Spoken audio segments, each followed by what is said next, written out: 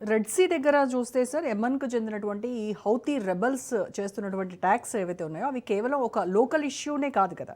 అట్లాగే ఈ Babel Mandeb straight దగ్గర జరుగుతున్నటువంటి ఈ దాడుల వల్ల ఇంటర్నేషనల్ ట్రేడ్ కావచ్చు, గ్లోబల్ ఇన్ఫ్లేషన్ కావచ్చు, దాని రేట్స్ ఏ లెవెల్‌కి మారుతాయంటారు?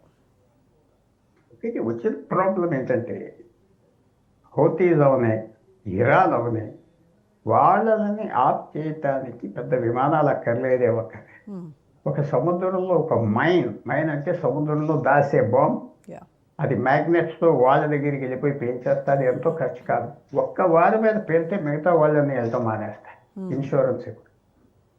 అలాగే ఈవేళ అందరూ అంటున్నారు, ఎప్పుడైనా ఇరాన్ దుబాయ్ని, ఖతార్ని, సౌదీ అరేబియాని, కువైట్ అందరినీ అలర్ట్ చేయొచ్చు. ఒక డ్రోన్ వెళ్ళి ఒక్క హోటల్ మీద పడిపోతే జనం అందరూ పారిపోతారు. ఇక్కడ టూరిస్ట్ చాలా సెన్సిటివ్ అయిపోయి. మీరు అన్నది ఈవేళ హౌతీస్ ఏం పెద్ద ఫోర్స్ కాదు. వాళ్ళు ఎక్కడో ఒక వారం సెలెక్ట్ చేసి వాళ్ళు పే చేస్తారు, ఏదో మైనో బాంబో, ఇక అన్నీ తడిసిపోతాయి. మీరు అన్న ప్రశ్న ఎంతవరకు వెళ్తారంటే కొన్ని రోజులకి ఇబ్బంది ఉంటుంది, తర్వాత మార్కెట్ అడ్జస్ట్ అయిపోతుంది. ఈ మార్కెట్ అంటే అర్థం ఏంటంటే, నాకు కావాల్సిన వస్తువు మీరు అమ్ముతున్నారు, మీరు అమ్మే వస్తువు నాకు కావాలంటే ఆటోమేటిక్గా బెస్ట్ వే ఆఫ్ ట్రాన్సాక్షన్ మనం తెలుసుకుంటాం. రెడ్ సీ మూసేస్తే షూస్ కెనాల్ దెబ్బతినేస్తాం. షూస్ కెనాల్ దెబ్బతింటే వచ్చే ఆదాయం ఈజిప్ట్ అయిపోతాయి.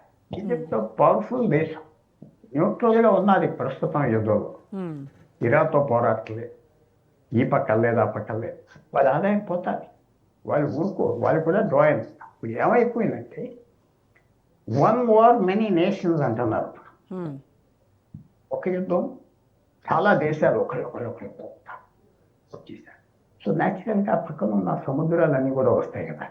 ఈవేళ స్టార్ట్ అయినప్పుడు అమెరికా, ఇజ్రాయెల్, ఇరాన్, దాని తర్వాత America, Israel, Iran plus 7 Arab దేశాలు, 7 అరబ్ దేశాలు వచ్చేసి తర్వాత ఆశ్చర్యంగా యుక్రెయిన్ కూడా యుద్ధంలో దిగింది. రష్యాకి సపోర్ట్ చేస్తున్నారు ఇరాన్ అని ఇరాన్ మీద ఒక అటాక్ ఇచ్చింది. అమెరికన్ ప్రెసిడెంట్ని సంతృప్తి చేయటానికి కూడా యుక్రెయిన్ దిగింది. యుక్రెయిన్ దిగితే రష్యా దిగాలి. ఇరాన్ నిన్న డిసైడ్ చేశారు, మిసైల్ అటాక్ చేద్దామా యుక్రెయిన్ అంటే వద్దనుకున్నారు. ఎక్స్పాండ్ అయిపోతుంది యుద్ధం, చూద్దామని. ఒక యుద్ధానికి మెల్లిగా ఒక సముద్రం కెరటంలాగా అలాగా చాలా దేశాలు దిగిపోతున్నాయి, చాలా దేశాలు యుద్ధంలో దిగిపోతున్నాయి. ఎంతవరకు వెళ్తాయి మనకి తెలియదు. సార్ మీరు అన్నట్టుగా దేశాలు సముద్రాల రూట్స్ మార్చుకుంటున్నాయి, కరెక్టే.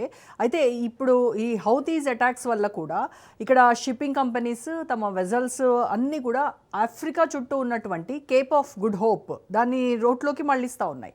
అంటే దీనివల్ల లాజిస్టిక్స్ కాస్ట్ కావచ్చు, ఫ్యూయల్ కన్సంప్షన్ కావచ్చు, ఇదంతా పెరిగిపోతూ ఉంటుంది కదా. అది ఎకానమీపై ఇంపాక్ట్ ఉండదా? తప్పకుండా ఇంపాక్ట్ ఉంటుందంటే ధరలు పెరుగుతాయి. కొన్ని రోజుల వరకు ఇబ్బందులు ఉంటాయి, 3 నెలల తర్వాత అడ్జస్ట్ అయిపోతారు. ఎందుకంటే ఒక 10 రోజుల్లో డిస్టెన్స్ ఎక్కువైనా ఇన్సూరెన్స్ తగ్గిపోతుంది, అడ్జస్ట్ అయిపోతారు. పూర్వం మీ సూజ్ కెనాల్ లేనప్పుడు ఆ రూటే వాడేవారు. సూజ్ కెనాల్ ఓడని దేశాలు సూజ్ కెనాల్ ఒక సైజు బోట్స్నే తీసుకోగలరు. ఈజిప్ట్ దగ్గర ఉన్న కాలువ పెద్ద బోట్స్ అన్నీ ఇలాగే వెళ్తాయి, సౌత్ ఆఫ్రికా చుట్టూరా వెళ్తాయి. సో ఎంత అడ్జస్ట్ అవుతారు. మీరు పెట్టే అడ్డాలకి ఏ దేశం వచ్చినా, ఇలా హూతీస్ అనుకోండి, ఇరాన్ అనుకోండి. చాలామంది అంటున్నారు ఆల్రెడీ గత 30-40 రోజుల నుంచి హార్మోస్ జల్సన్ ఇంపార్టెన్స్ తగ్గిపోయింది. యుద్ధం ఆగిపోయినా మళ్ళీ ఆ ఇంపార్టెన్స్ తిరిగి రాదు. మార్పు అనేది కొత్త రూట్స్, కొత్త అలవాట్లు, కొత్త సప్లై చైన్స్ అలవాటు అయిపోతాయి. ఇప్పుడు మనకి వెనుజువేలా నుంచి ఆయిల్ వస్తుంది. వెనుజువేలా నుంచి ఆయిల్ సూజ్ కెనాల్లో నుంచి రావటానికి జామ్నగర్ రిఫైనరీకి 35 రోజులు పడితే, ఇలాగ ఆఫ్రికా చుట్టూరా రావటానికి ఇంకో 10 రోజులు పడుతుంది. అంతే అలవాటు అయిపోతాయి. అయితే ఇంకో 20 బోట్స్ మనం వాడుతున్నారంటే, షిప్స్ వాడుతున్నారంటే జామ్నగర్కి 25 వాడాలి, అలవాటు అయిపోతారు. సో అందువల్ల పెద్దవాళ్ళు వాడతారు, ఇది అడ్జస్ట్ అయిపోతారు. హూతీస్ చేసేది ఏంటంటే వాళ్ళకి ఆఖరికి డ్యామేజ్ అయిపోతున్నారు. ఇరాన్ తరఫున పోరాడుతున్నారు, అన్ని దేశాలు వాళ్ళ మీద పడతాయి ఒక టైంలో. షిప్పింగ్ టెంపరీగా అందరికీ బాధపడుతున్నాను. టెంపరీ, పర్మనెంట్ బాధ కాదు. సరే, ఇంకా ఏషియాకి వస్తే, మన ఇండో పసిఫిక్ రీజియన్కి వస్తే కనుక సౌత్ చైనా సీ, అక్కడ దాంట్లో చూపుతున్నటువంటి 9 లైన్, చైనా చూపిస్తున్నటువంటి 9 లైన్, ఈ హ్యూజ్ క్లైమ్స్ ఏవైతే ఉన్నాయో అవన్నీ కూడా ఇంటర్నేషనల్ లా ప్రకారం లీగలే అంటారా? ఇల్లీగల్. చైనా మీద వ్యతిరేకంగా ఇంటర్నేషనల్ కోర్ట్ హేగ్ నిర్ణయం కూడా ఇచ్చింది. ఓకే. ఇది మీది కాదు. ఇవన్నిటికీ సూపర్ సీడ్ చేసేది United Nations law of the sea 1982. ఎక్కడో ఒక పాత మ్యాప్ చూపెట్టి ఇది మాది, 9 మాది అని చూపెడుతుంది చైనా. అది సంబంధం లేదు, కొత్త చట్టం ఉన్నదని. జపాన్ ఒప్పుకోవట్లేదు, ఇండోనేషియా ఒప్పుకోవట్లేదు, ఫిలిప్పీన్స్ ఒప్పుకోవట్లేదు, వియత్నాం ఒప్పుకోవట్లేదు, కెంబోడియా, థాయిలాండ్, మలేషియా, సౌత్ బోనియో, సరవాక్, ఎక్కడైతే ఈ సముద్రం తీరులో ఉన్నాయో సౌత్ చైనా, ఎవరు ఒప్పుకోవట్లేదు. చైనాకి 9-10 దేశాలతో తగు, పెద్ద తగు అక్కడ. మీరు ఇంటర్నేషనల్ లా, చైనా ఏమంటుందంటే ఈ సముద్రం మాది, మా పేరు ఉన్నది, మాది, దాంట్లో ఉన్న మినరల్స్ ఆయిల్ ఉన్నది అక్కడ, మాకు వస్తుందని ఆర్టిఫిషియల్ ఐలాండ్ తయారు చేశారు. 500 ఎకరమా 1000 ఎకరం ఆర్టిఫిషియల్ ఐలాండ్ సముద్రంలో చేసి భూమి చూపెట్టారు. అలాగే డబ్బున్నారు కాబట్టి. అందువల్ల ఆ తగు చైనా పెంచుకుంటూ వస్తాం సముద్రాలకు. ఇవాళ ఉపయోగం కాకపోతే రేపు ఉపయోగం. అక్కడ మెరీన్ వెల్త్ ఉంటాయి, చేపలు ఉంటాయి, ఈ కింద భూమి కింద ఆయిల్ ఉంటుంది, మినరల్స్ ఉంటాయి. రేపు డెవలప్మెంట్స్ ఎలాగ వస్తాయి మనం చెప్పలేం. అది చైనా ఫ్యూచర్కి ఆలోచించి ఈవేళ క్లెయిమ్ పెట్టి సముద్రాలకి అలాగా టైర్లెస్గా, విసుగు లేకుండా, అలసట లేకుండా వాళ్ళు గొడవలు చేస్తూ ఉంటారు. చైనీస్ హిస్టరీలో కూడా అదే చేస్తారు. తగు ఎప్పుడు ముగించు, తగు ఉండాలి. తగు ఉండే కొద్ది ఇతర దేశాలు ఆ తగులే మర్చిపోతారు, మనం మర్చిపోం, మనకే వచ్చేస్తారు లాభం. వచ్చేస్తే పని అది. హిస్టరీ అంతా వాళ్ళు అలాగే చేస్తారు. చైనీస్ హిస్టరీ ఇవాళ కమ్యూనిస్టులు పరిపాలిస్తున్నారు అనుకోవచ్చు.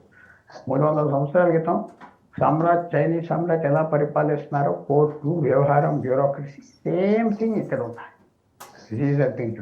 Same thing. సో వాళ్ళు సౌత్ చైనా సీ మాది. అలాగే కొరియా చైనా మధ్యన సముద్రం గొడవ. జపాన్, సీఎఫ్ జపాన్, చైనాకి జపాన్కి మధ్యన అది గొడవ. కొన్ని ఐలాండ్స్ అక్కడ మీ కాదు, ఎందుకంటే ఐలాండ్స్ చుట్టూరు ఉన్న సముద్రం మాది. చాలా గొడవ చైనా చేస్తుంది. చైనా నేబర్గా ఉంటాం, ఎవరికి మంచిది కాదు. సముద్రాల వాల్యూ చూపాలి చైనా అయినా. అందువల్ల చైనీస్ హిస్టరీ ప్రకారంగా వాళ్ళు తగులు ఆప్ చేయరు, నవ్వుతారు, ఫ్రెండ్లీగా ఉంటారు, తగు పెంచుకుంటూ ఉంటారు. మీకు అలసట వచ్చి మీరు వెళ్ళిపోతారు. ఇవాళ మీరు చూసేది ఏంటంటే ప్రపంచంలో అంతా రివైవల్ అయిపోయి సముద్ర వెల్త్ ఇంపార్టెన్స్, సముద్రం ఇంపార్టెంట్, సముద్రం వాల్యూ. ఎందుకంటే ట్రేడ్ పెరిగింది. ఒకనప్పుడు భారతదేశంలో ఉండే మనం వాడేవాళ్ళం, గిషనరీ బయట నుంచి వచ్చి. ఇప్పుడు ప్రతి అసెంబ్లీ లైన్లో సగం వస్తువులు ఇతర దేశాల నుంచి వస్తున్నాయి కాబట్టి, సముద్రం మీద వస్తున్నాయి కాబట్టి సముద్ర వాల్యూ పెరిగిపోయింది, సేఫ్టీ పెరిగిపోయింది. ఎవరో పూర్వం రోజుల్లో ఒక పైలట్ వచ్చి ఒక బోట్ వచ్చి బోట్లు పట్టుకుపోయేవారు. అలాంటివి జరుగుతున్నాయి కాబట్టి ఇప్పుడు రాబోయే రోజుల్లో నేవీ అవసరం, తగులు తగ్గవు, ఇంకా కొత్త కొత్త ఏరియాలో తగులు వస్తాయి. సముద్రాల గురించి అందరూ ప్రిపేర్ అవ్వాలి.